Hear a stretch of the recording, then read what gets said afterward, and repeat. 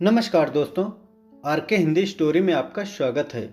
आइए सुनते हैं मुंशी प्रेमचंद जी की लिखी कहानी परीक्षा। नादिर शाह की सेना ने दिल्ली में कत्ले आम कर रखा है। दिल्ली के लोग घरों के द्वार बंद किए जाने की खैर मना रहे हैं। किसी की जान सलामत नहीं है। दिल्ली उन दिनों भोग विलास की केंद्र बनी हुई थी। सजावट और तकल्लुफ के सामानों से रईसों के भवन भरे रहते थे। स्त्रियों को बनाव श्रृंगार के सिवा कोई काम न था। पुरुषों को सुख भोग के सिवा और कोई चिंता न थी। राजनीति का स्थान शेरो शायरी ने ले लिया था। समस्त प्रांतों से धन खींच खींच कर दिल्ली आता था। नादिर शाह शाही महल में पहुंचा तो वहां का सामान देखकर उसकी आंखें खुल गई। उसका जन्म दरिद्र घर में हुआ था। संध्या हो गई थी। नादिर शाह अपने सरदारों के साथ महल की सैर करता और अपनी पसंद की सब चीजों को बटोरता हुआ दीवाने खास में आकर कारचोबी मसनद पर बैठ गया। सरदारों को वहां से चले जाने का हुक्म दे दिया। अपने सब हथियार रख दिए और महल के दरोगा को बुलाकर हुक्म दिया, मैं शाही बेगम का नाच देखना चाहता हूं। तुम इसी वक्त उनको सुंदर वस्त्राभूषणों से सजाकर मेरे सामने लाओ। दरोगा ने यह नादिर शाही हुक्म सुना तो होश उड़ गए। वे महिलाएं जिन पर सूर्य की दृष्टि भी न पड़ी कैसे इस मजलिस में आएंगी। नाचने का तो कहना ही क्या। शाही बेगमों का इतना अपमान कभी ना हुआ था। हाँ, नर पिशाच दिल्ली को खून से रंग कर भी तेरा चित्त शांत ना हुआ।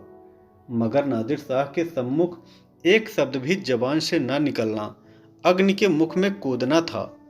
सिर झुकाकर आदाब लगाया और आकर रानीवास में सब बेगमों को नादिर शाही हुक्म सुना दिया। उसके साथ ही यह इत्तला भी दे दी कि जरा भी तामुल ना हो। नादिर शाह कोई उज्र या हिल्ला ना सुनेगा। शाही खानदान पर इतनी बड़ी विपत्ति कभी नहीं पड़ी।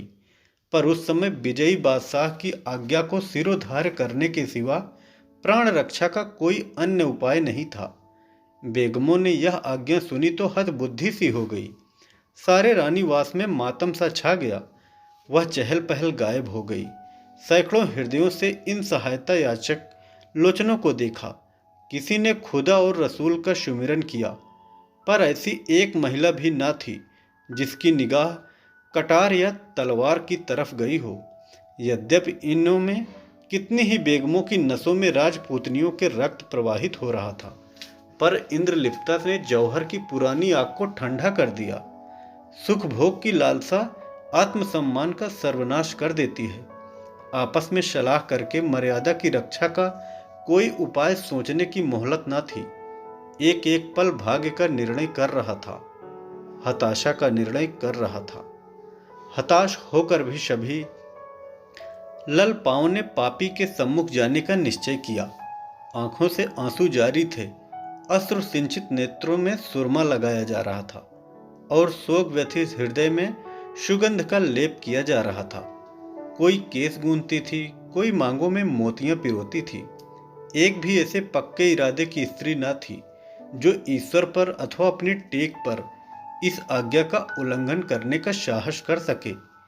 एक घंटा भी न गुजरने पाया था कि बेगमात पूरे के पूरे आभूषणों से जगमगाती, अपने मुख की कांति से बेले और गुलाब की कलियों को लजाती, सुगंध की लपेटें उड़ाती, छम छम करती हुई दीवाने खास में आकर नादिर शाह के सामने खड़ी हो गई।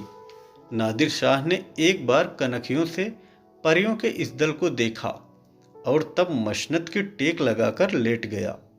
अपनी तलवार और कटार सामने रख दी। एक क्षण में उसकी आंखें झपकने लगी। उसने एक अंगड़ाई ली और करवट बदल ली। जरा देर में उसके खर्राटे की आवाजें सुनाई देने लगी। ऐसा जान पड़ा कि गहरी निद्रा में मग्न हो गया है। आधे घंटे तक वह सोता रहा और बेगमें ज्यों की त्यों सिर नीचा किए दीवार के चित्रों की भांति खड़ी रही। उनमें दो एक महिलाएं जो ढीठ थी, घूंघट की ओंठ से नादिर शाह को देख भी रही थी और आपस में दबी जबान में कानाफूसी भी कर रही थी।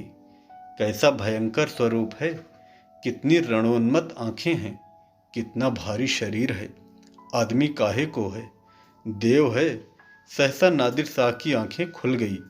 परियों का दल पूर्ववत खड़ा था। उसे जागते देखकर बेगमों ने सिर नीचे कर लिए और अंग समेटकर भेड़ों की भांति एक दूसरे से मिल गई। सबके दिल धड़क रहे थे कि अब यह जालिम नाचने गाने को कहेगा। तब कैसे होगा, खुदा इस जालिम से समझे। मगर नाचा तो ना जाएगा, चाहे जान ही क्यों न निकल जाए। इससे ज्यादा जिल्लत अब न सही जाएगी। सहसा नादिर शाह कठोर शब्द में बोला, ऐ खुदा की बंदियों, मैं तुम्हारा इम्तिहान लेने के लिए बुलाया था और अफसोस के साथ कहना पड़ता है कि तुम्हारी निस्बत मेरा जो गुमान था वह हर्फ ब हर्फ सच निकला।